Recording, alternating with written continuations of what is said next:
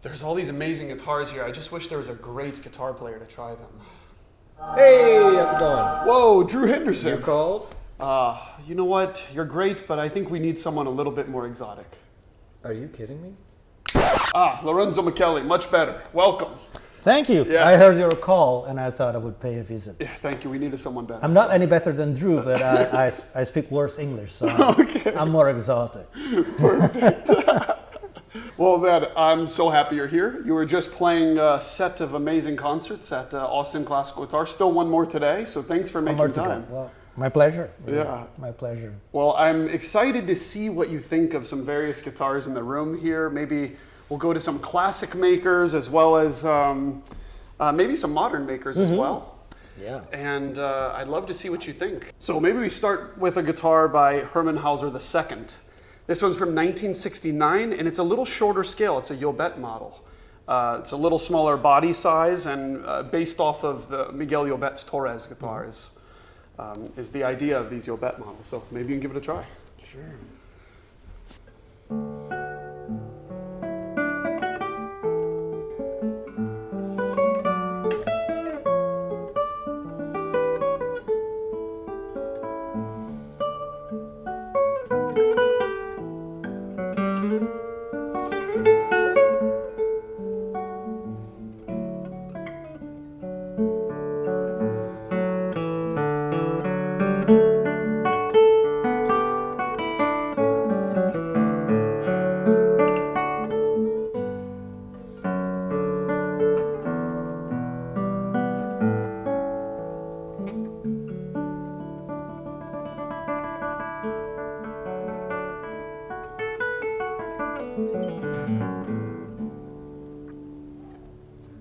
Wow. It's a beautiful guitar. It's interesting. You said this is a shorter scale guitar? It is. Yeah, it looks like shorter scale instruments are coming back, you know, they're very fashionable these days too. A lot of people are requesting for shorter scale instruments. And it's relatively rare for a Hauser to be shorter scale. Right. 1969.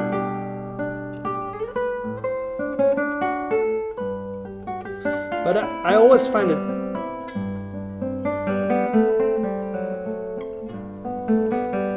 fascinating how the shorter scale itself doesn't necessarily imply a different feeling or even a better feeling sometimes. Right? Yeah, absolutely, yeah.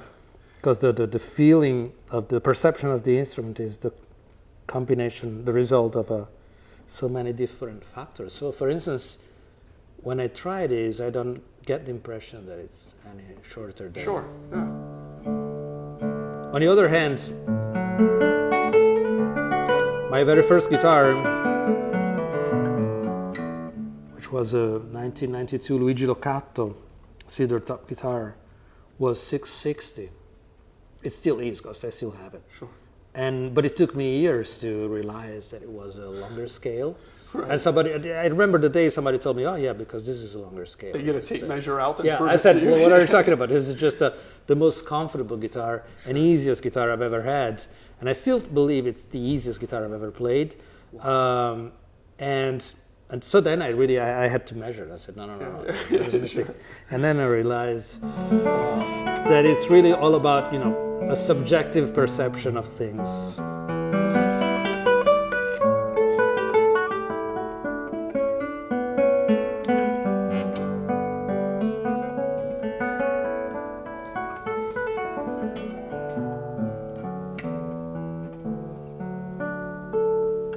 It is a beautiful instrument. It has a transparency. It has a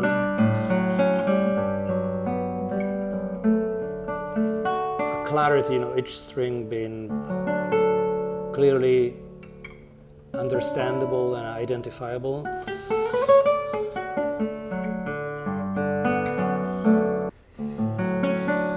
Certainly.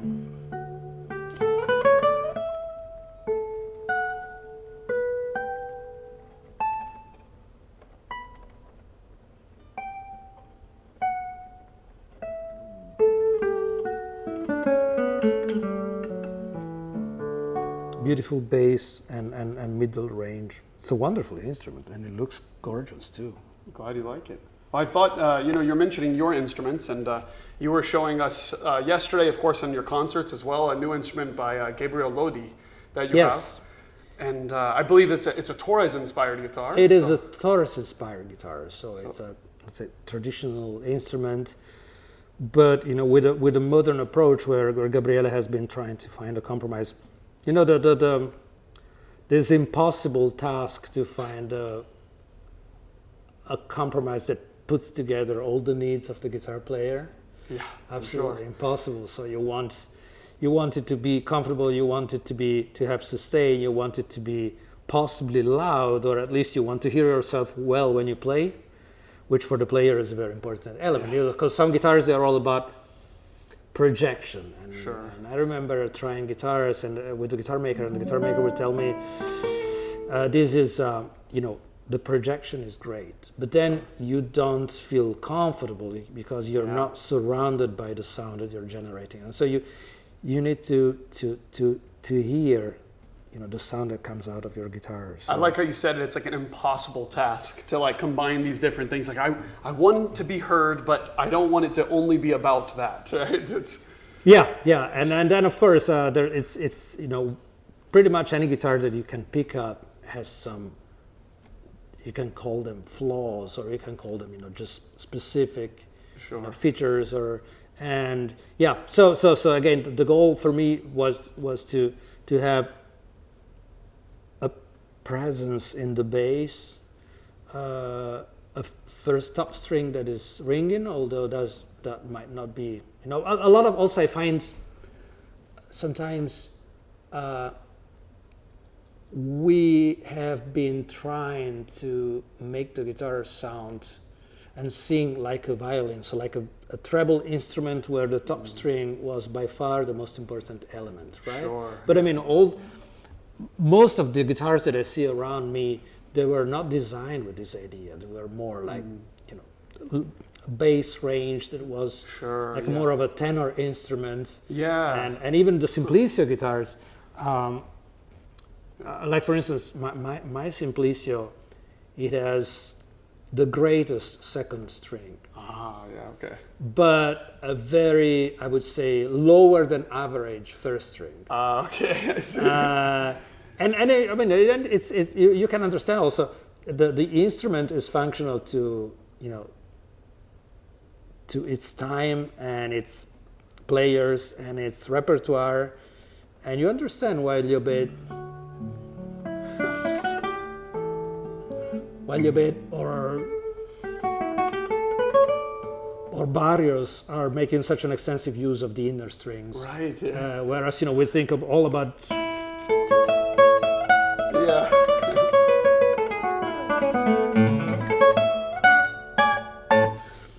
Why we're all so obsessed about the first string. So anyway, so Gabriele has tried to find a compromise between different needs, and I think he came up with a pretty interesting instrument. It's an amazing instrument. I figured what I might show you next is actually something that shares some similarities with your body, if you don't mind. Cool. Yeah, I'm very curious. Oh, look at this. Yes. Oh my God, look at this decoration. Right.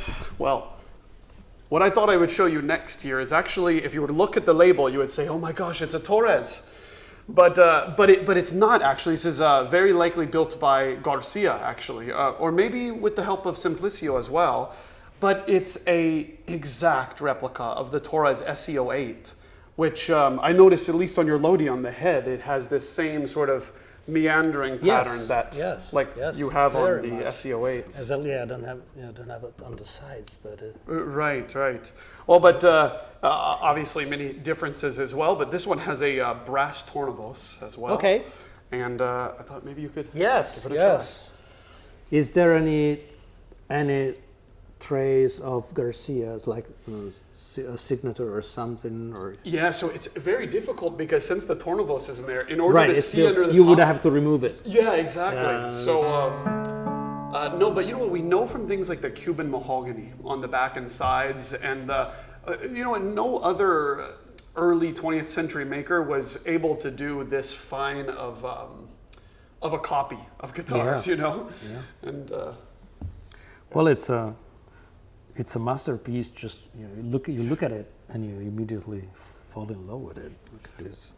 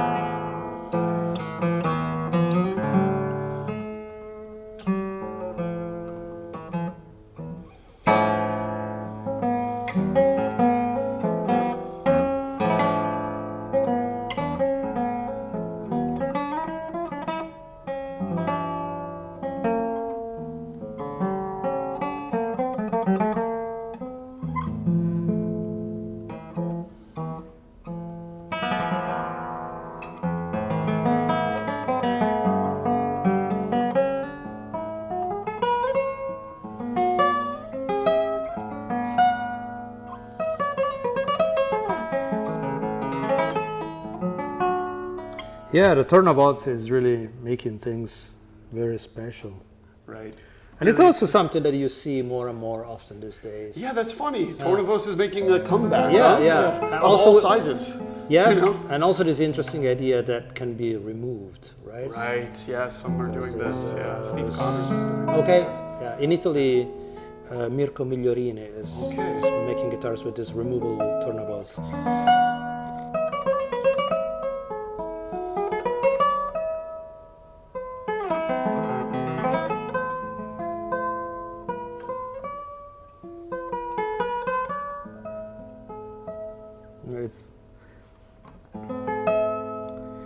It's very thin and very focused.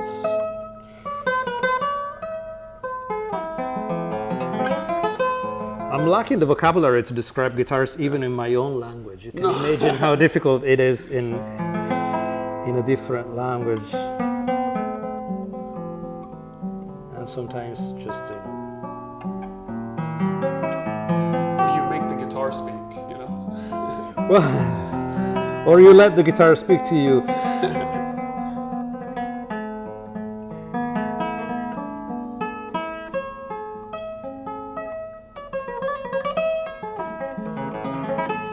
This is when resting with your pinky becomes very useful, because the pinky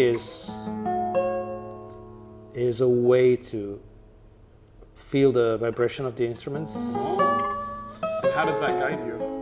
Well, it becomes some sort of a third ear. Sure. And so you can. The original sound port. Yeah, I mean, it really. It's a tool that I find very useful to graduate and control the nuances, dynamic nuances. And when I lift my pinkies, I have a much more neutral and less intense perception of what the instrument is like. There's an Italian scholar, Marco Ramelli, who's a professor at in Dublin, in Ireland, and he's making a research on how early guitarists would use sometimes the pinky as a way to detect vibrations and as some sort of super ear. Wow. So that also is, That's fascinating. yeah, it is. Yeah, so the old technique would not be just a way to achieve stability, but also a way to pick up vibrations from your instrument and somehow turn them into some sort of control over sensitive playing. Sure. I mean, tell me if I'm wrong, but also when you're resting your pinky, it seems like you're also using more of the flesh of your finger in the right hand. Yeah, absolutely. Because as I lower the pinky, I rotate my hand, Right. and so I'm able to play A little bit sweeter. completely without nail, almost Right. completely. Which is very handy when I play early instruments, Right. but also on colorful guitars, and this Sure. is definitely This is definitely maybe not as colorful as the Hauser. I don't know how you feel about it. But, yeah, maybe with the tornavoz sweeter. Sends it a certain direction. That's right. Like to the Yeah, sweeter, yeah. darker world. Yeah, the tornavoz is definitely sort of deciding what the color is like and allowing a little less tone flexibility, I find. But I don't know if this is just my impression. Yeah.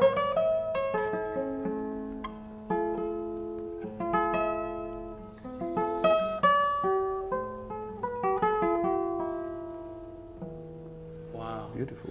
Well, maybe we'll go to a totally different style of instrument next. Well, What is this? My gosh, so I know you are a lover of traditional instruments mostly, but I thought I'd put something in your hands that is wildly different. This is a 2009 Matthias Dammann. Oh, wow. So, Wow. No, I'm a lover of everything, really. But yes, it's true that I play.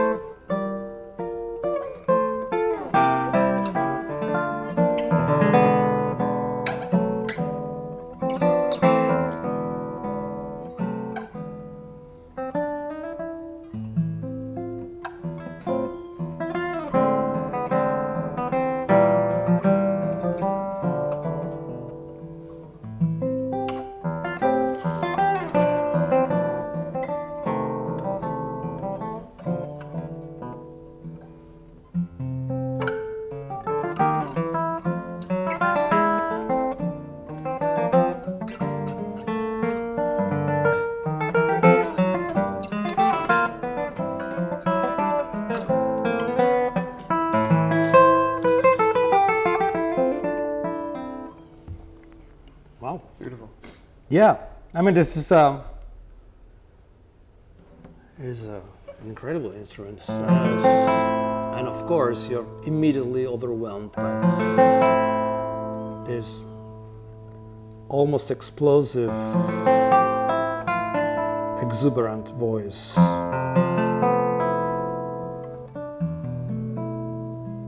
And it feels like you can fly with it.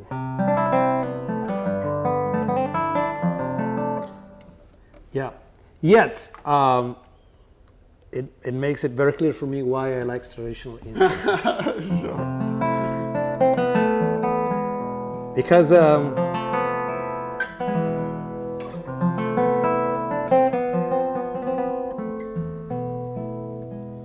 this beautiful,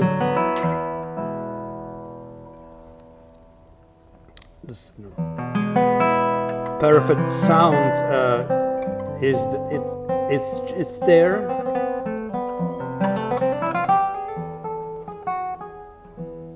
Even when sometimes you don't want it to be there, it's always there. Yeah. Well, you described a sound earlier, some things about sound that you like something that like envelops you as a player and like it surrounds you, but this isn't the type of instrument that does that, right? This is like really clear and forward. Yeah, right? you know, I mean, what is great about this instrument is you really feel supported. Sure. So you...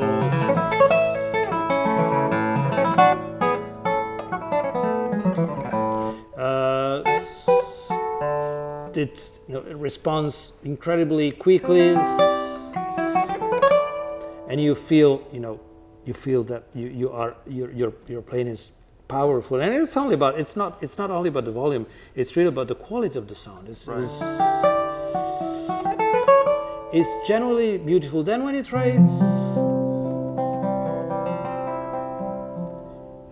you try to look for certain nuances, of course, we were talking about compromises, right? So every instrument is just, at some point you need to take, it's like as a person, you cannot please everyone, and you cannot expect that everybody likes you. Yeah, sure. This is something you learn when you grow up, right? And you think, at first you think, why should somebody not like me or not like you? Or this is me reading the YouTube comments, Exactly, yeah. And then, of course, I mean, that's part of that's part of life, and it's a matter of just, it's a chemical thing, or just different ideas or perspectives on things. So with the instruments is the same, and so this is the perfect instrument in many ways.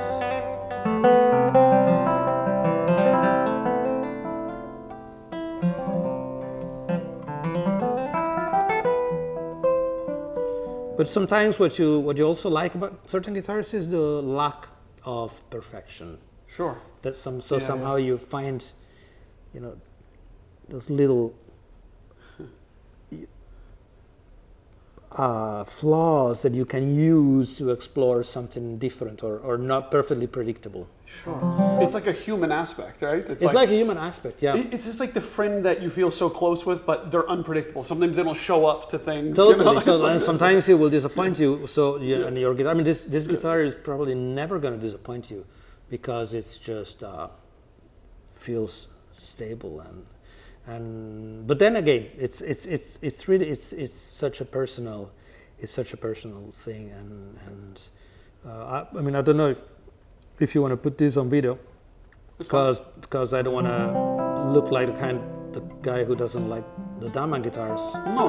But I think I would. Yeah, to me, it's important to make the point that it's perfectly understandable why people go crazy about these guitars. Yeah. And I go crazy too in a certain way. Yeah. I wouldn't use it, because after a very short time I get a little bored. I would not say this on camera. Yeah, no, I get it. I feel Even the though same it way. is on camera. So. It is. I sort of say the same thing. I mean, I openly say this about like some of these most exciting responsive double tops like this, that like maybe like the best quality about it is how exciting it is to play. Yeah. But sometimes you want something different also. It's not always about that excitement. Yeah. I have to say, the responsiveness, is that a possible word? Yeah, that's why. Yeah. Good. Did I just make it up, or is it a No, real word? responsiveness. Okay. Yeah. So the responsiveness of a guitar, it's an essential, a primary quality for a performer. So and again, for me, it is in my top 3 list of things. The guitar somehow, I'm totally into the idea of using my right hand to dig, and because I think the sound is something that you find that you were for somehow now I'm digging to look for the sound, It's not there. And it's not there because the guitar sort of works in an opposite way. So it is very responsive if I keep lighter. Yeah. But then when I dig, it buzzes. It doesn't sound as well. So, and which is what makes these guitars great, because of course, there's much less active effort on your side. Sure. But again, this active effort is where you have the margin to make very interesting things happen from the perspective of the tone and the colors, and so again. No, it's very well said. Makes sense.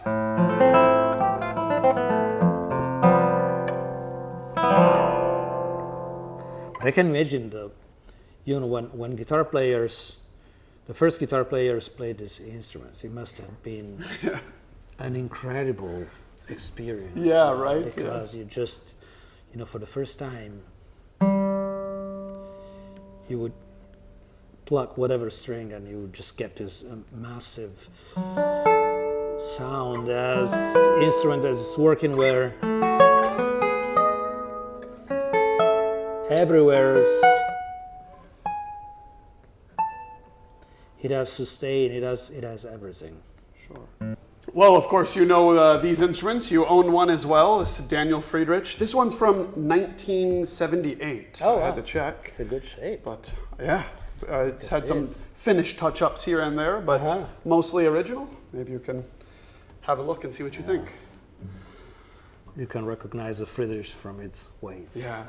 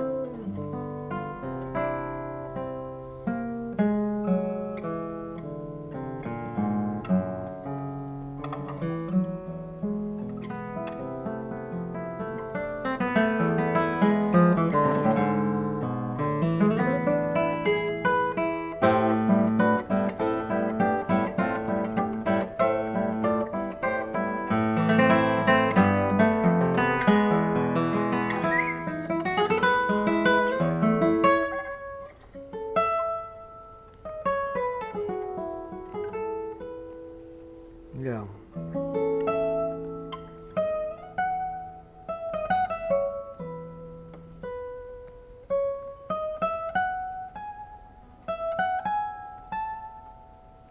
Amazing up here, huh? Yeah.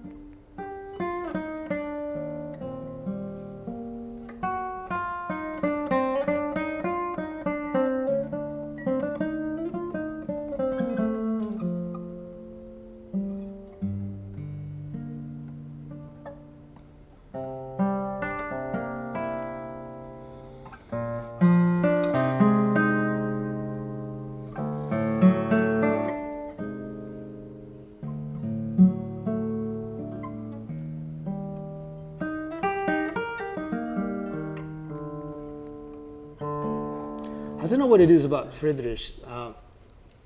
There's something that it's difficult to. I find it very hard sometimes to explain why a Friedrich is such a great instrument. Sure. Yeah. Because there's nothing that. I mean, there are many things that strike you immediately, but it's not like you pick up one of those guitars and you say, "Wow, the second string is incredible," or the sustain, or this is so powerful, or this is so colorful. It's just that Friedrich is all these together,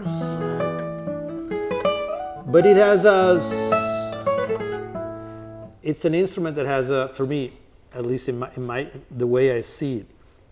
I'm talking about mine, but this is a wonderful one. This has an even better first string than mine. There's some. It's a guitar that has a sense of understatement. So it doesn't it doesn't say it's not an instrument that tells you, oh, I'm great. Listen to my first string. Or listen to my. It's a refinement, right? Yeah, that's right. So it's something that it's like.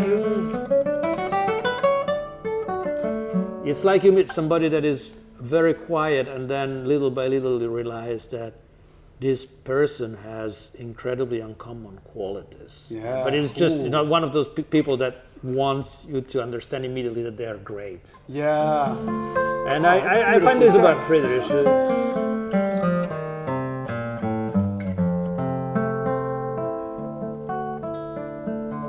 And Friedrich himself was like this a little bit. Oh yeah, I never.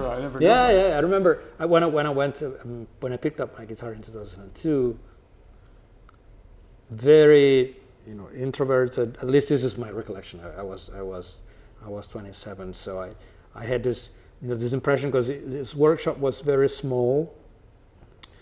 He didn't speak too much. He pretty much handed me the guitar and explained to me the qualities and why each Daniel Friedrich guitar is weighing 2.43 kilos. I don't remember exactly. Sure, yeah. But very, not the kind of guitar maker that is aiming at leaving a strong impression on you. Yeah, sure, yeah, right. And his guitars are a little bit like this. Yeah, fascinating. Right, a very scientific approach with notes about every guitar. Extremely, methodic, and he had all these systems. He had these patterns, these rituals almost, and he was following his notebooks. Yeah, right. Incredible. I guess much like his predecessor, like Bouchet would write on each about each instrument, and if it was good, if he liked it, you'd write something. Right. Whereas other guitar makers, at least the ones that I know of, and again, I'm not an expert in guitar making, but they tend to be more, should I say, like rhapsodic in the way they approach their guitar. So there's sometimes they make changes, and all of a sudden they come out with one great guitar, and it's the result of a scientific process, but also with some hint of improvisation. Yeah. Okay. Whereas with Friedrich, you didn't get this impression of it. There was no improvisation. Right. Okay.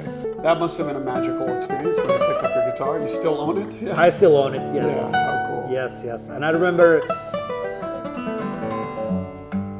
I went to Paris and I had booked this super cheap hotel near Pigalle, and it was this hotel where one day I came back and I found people in my room and they said they were changing a light bulb, and the guy was standing on my pillow with his shoes on. and I thought you were going to say on your Friedrich case. No, because I didn't have my Friedrich case. So when I picked up my guitar and I went back to the hotel, and there were all these people coming and going. I was not exactly sure what type of activity was going on. I thought, well, am I really going to leave my Friedrich here in this room? But then I thought, who knows what a Friedrich is, or what a Friedrich is. They will just think it's a guitar, so I left it there. I still have it. Good.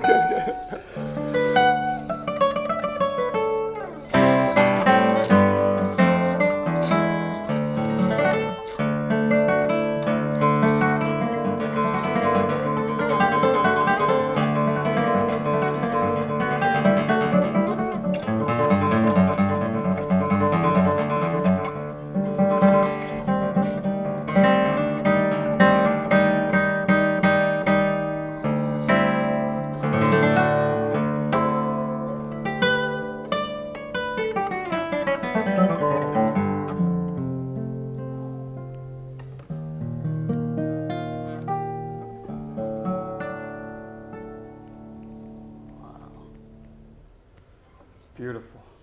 Bella questa, great guitar. Well, we mentioned Bouchet. Have you played many Bouchets? No. Okay. Have you played? Okay. Sure. I didn't want to put you on the spot. No. I feel ashamed to say, but I don't think I've ever played a real Bouchet. I have one. Would you like to play? Yes. Okay, great.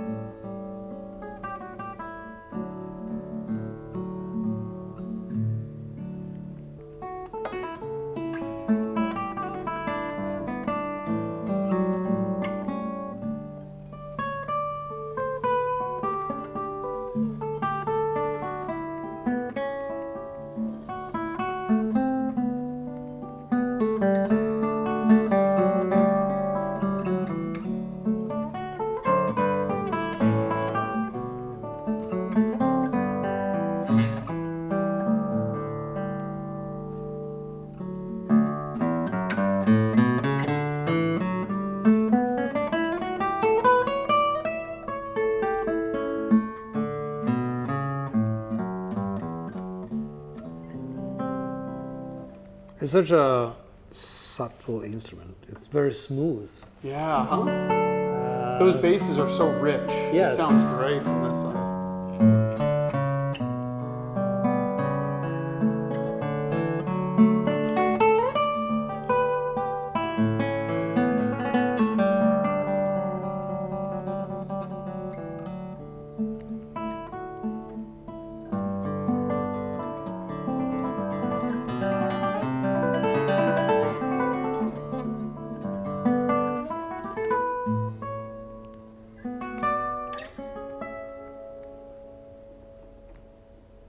Yeah, amazing sustain, huh?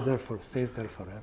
So you had asked about the tuners. Yes. So they're reverse geared, and that is how Bouchet did them. What I have here is actually the original tuners, which are fascinating, at least to me, because what he did was use what I understand at least to be very cheap French tuners, but what he did to them was he coated them with silver to make them like look nicer, apparently. So I think the mistake, it seems a lot of people say he made these tuners, but in fact he actually just coated them and did his own engraving on them by hand. Okay, wow. So yeah, it's really quite neat. But they work terribly. So almost everyone that has a Bouchet has to replace the tuners with something that work. So. I have this problem with my Simplicio has the original tuning machines. Yeah, and tough. one peg is not working very well, but apparently it's very complicated to have it replaced because they are. Does it have the little things that you have to tie that That's around? right. Yes, It has that little, Yeah. sort of little tiny You dents. can't find those anywhere. Yeah. And it's impossible. I should have somebody who basically remake it. remake them. Yes. Yeah, one of these tuner makers, maybe a Leslie or a Rogers or Scheller, maybe they make. Maybe now they do. Yes. This was 15 years ago, and it would just cost too much. Sure. Wow. Doing I would say. Yeah. How do you feel?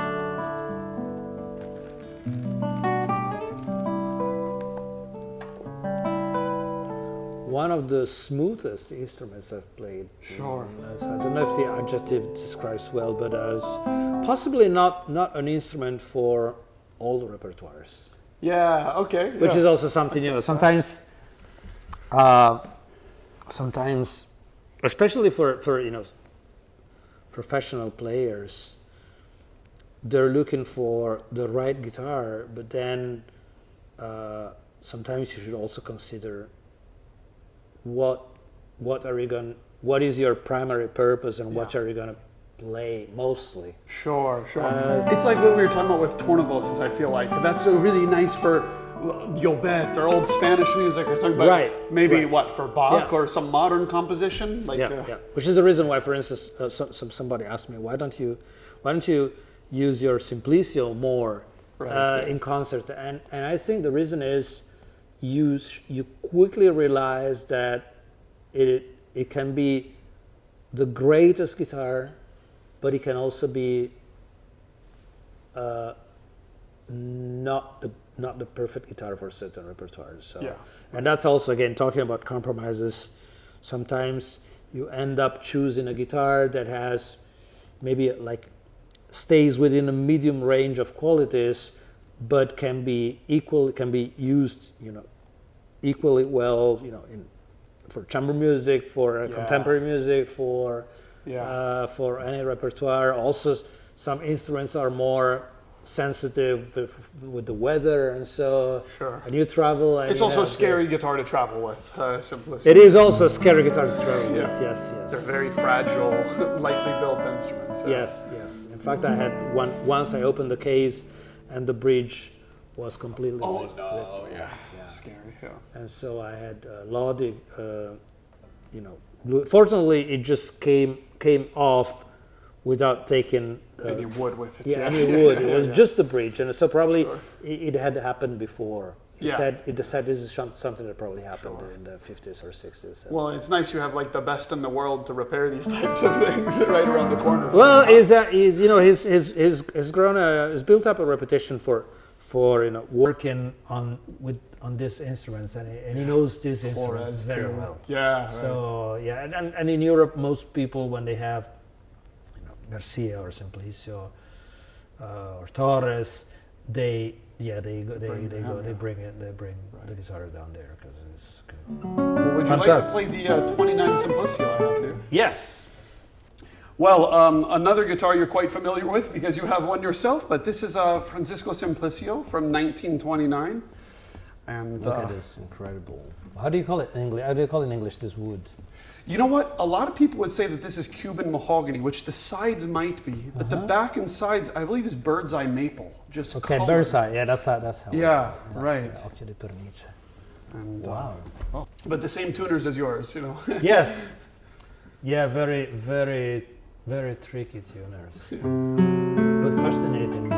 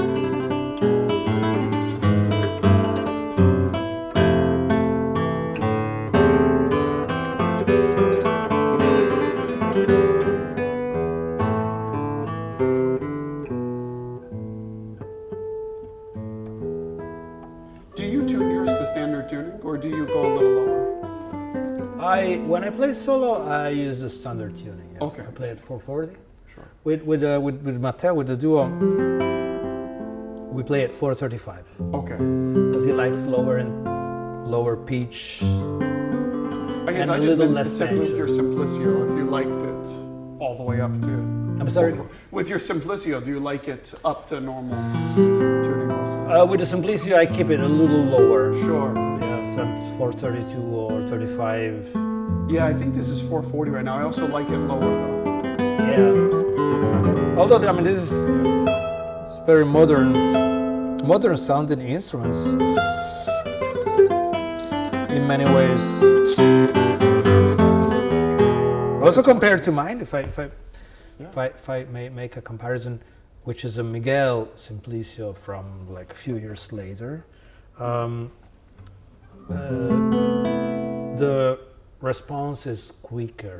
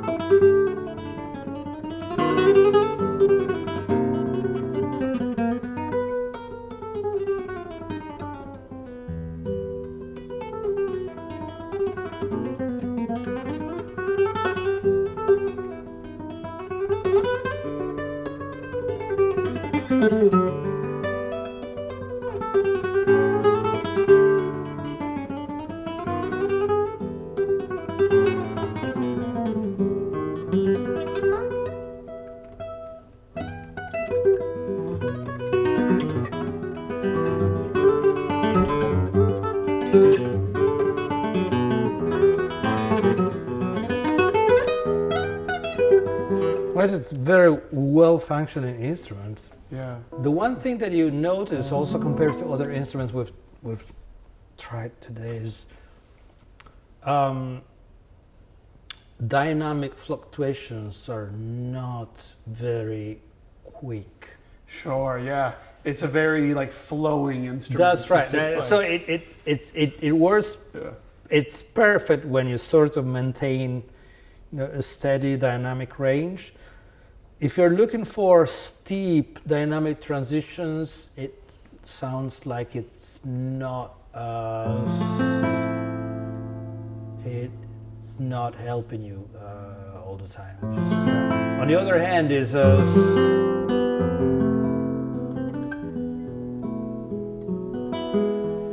perfect instrument.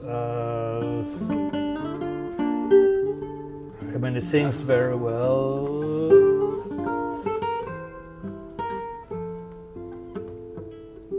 This is the wrong tuning, but.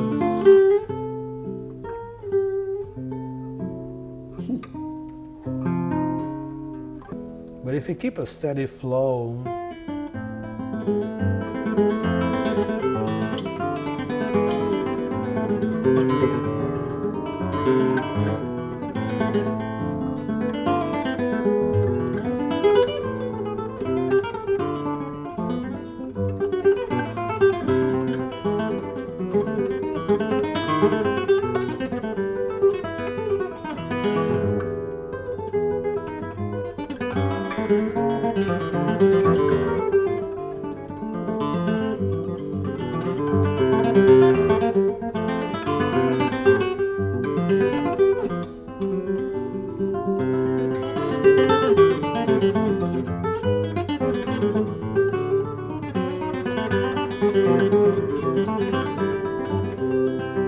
when you're looking for some quick dynamic changes, the instrument doesn't react as quickly, but it's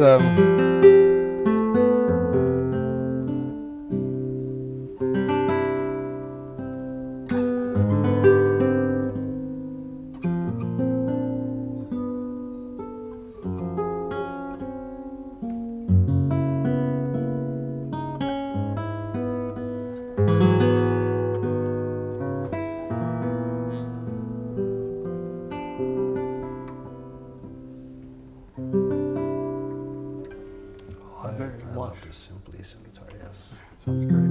You might notice this one's a little narrower. The nut width is like 50. It still feels very comfortable. Yeah.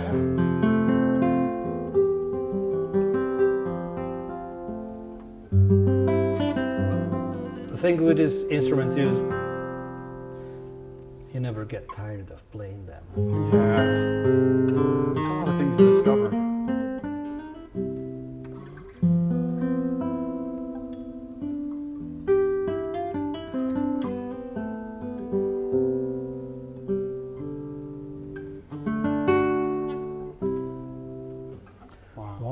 Wonderful back. Look at this. Well, we've played a lot of instruments that are, Spanish and German and some others, French, but not yet any Italian instruments. So we should pick up one. we should change that. Yeah. Let me go ahead and do that. Okay. Well, here, 2009, Andrea Tacchi, Cochlea tusia. There's satin wood back and sides, so pretty beautiful. Oh, yes, it is beautiful. Look at this.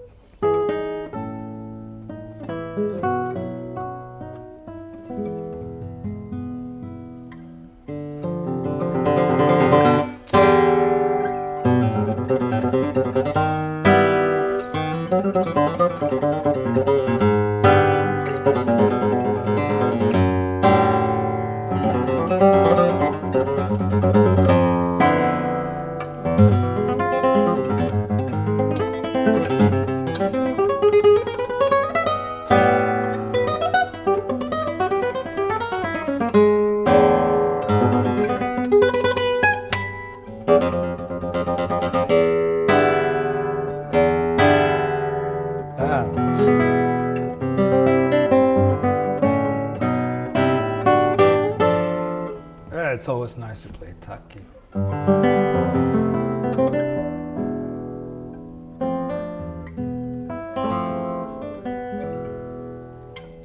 Got the feeling that the guitar works well everywhere.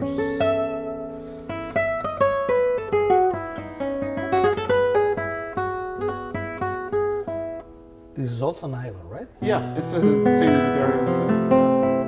You know what I really like about the way you set up the guitars, Evan, is that you seem to be putting nylon strings on as a top on string. the first. I just can't stand the carbon. Yeah. Well, the thing is, you really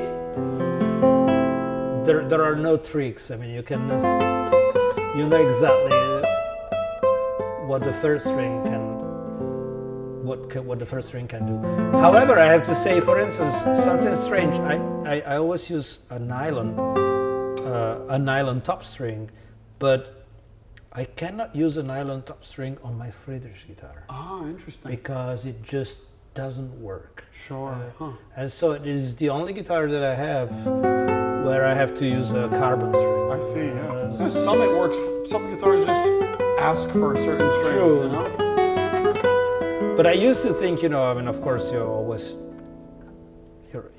think you know how things work, and I used to think, okay, well, if it's a good guitar, then it has to work with a nylon first string. Sure. But then my own Friederich doesn't. Right. Yeah. So I thought, well, this is supposed to be a good guitar. So. Yeah. So maybe I was wrong. Yeah. You know what? I always find that the carbon first string, right when I put it on, it's really offensive. But then after some weeks go by with the carbon first, it like calms down. True. Yeah, my main problem with carbon is that it damages my nails too much. And so like if I put on a first carbon string and I practice longer than I don't know, 1 hour and a half, then my nails are gone. Sure. Same struggle. Yeah. So.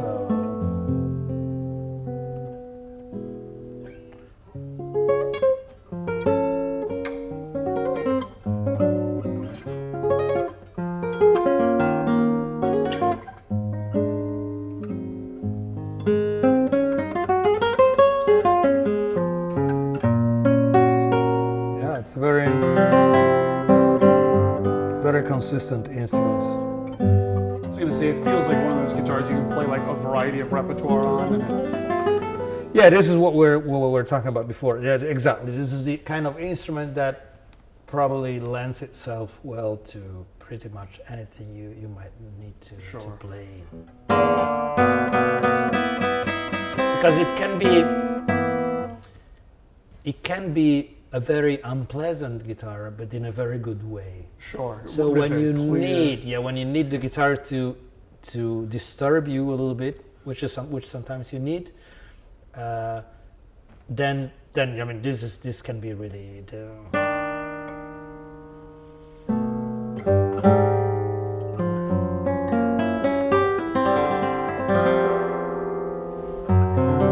then the guitar is there to serve you and to make your music as annoying as possible. But then when you need all of a sudden you need to turn towards something more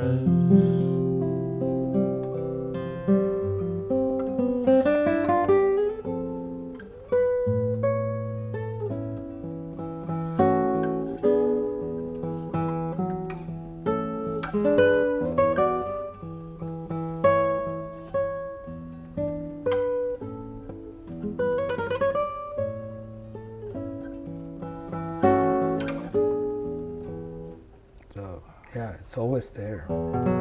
It's a beautiful instrument. 2009. 2009, yeah. Awesome, perfect conditions. Thanks for having a look at it, yeah. Oh, that was great. Thank you so much. So this is a 1960 Hauser, of course, with the number 666, which is interesting. Yeah. Interesting. Interesting. Yes. But you gave it a little bit of a try yesterday, but yes. Hand it to you when it's a little bit less noisy in the room.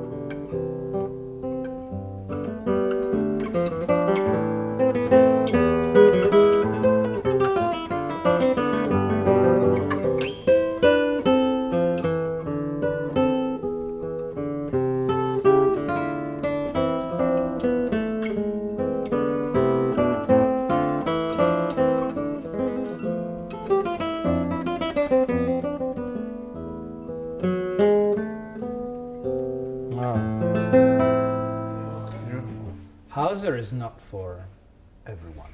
Sure. Very clear, yeah? Always on the verge of this is very beautiful. I love this, and this is an instrument that it took me decades to understand. Sure. What is that about it? Is it about the clarity or the? Well, it's about this, this extreme transparency that is almost almost on the self-punishing side sometimes. Yeah, absolutely. I know what you mean. Yeah. Which, again, you grow up to understand that this is an incredible feature of the guitar, an incredible quality. Sure. I think when I was younger, I couldn't understand this type of instruments. Sure. And then now I do.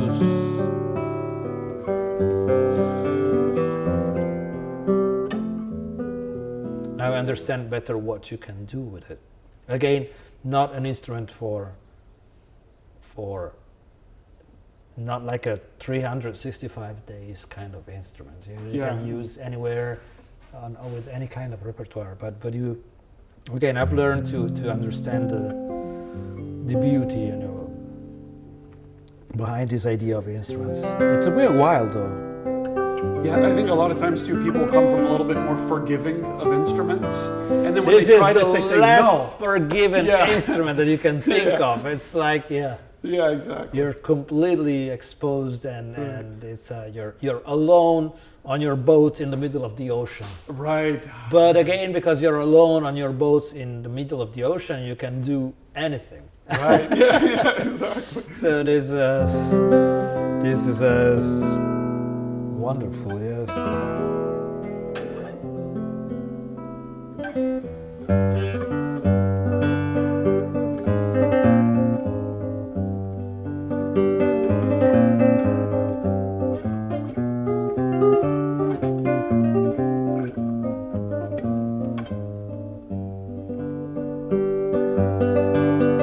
Yeah, it has this incredible clarity. Wow. Unbelievable. Well, it's been such a pleasure having you here to try some guitars. Well, thank you. I could spend the whole week here. So, thank you so much. You certainly don't need promotion from our channel, but please check out, of course, your upcoming tour.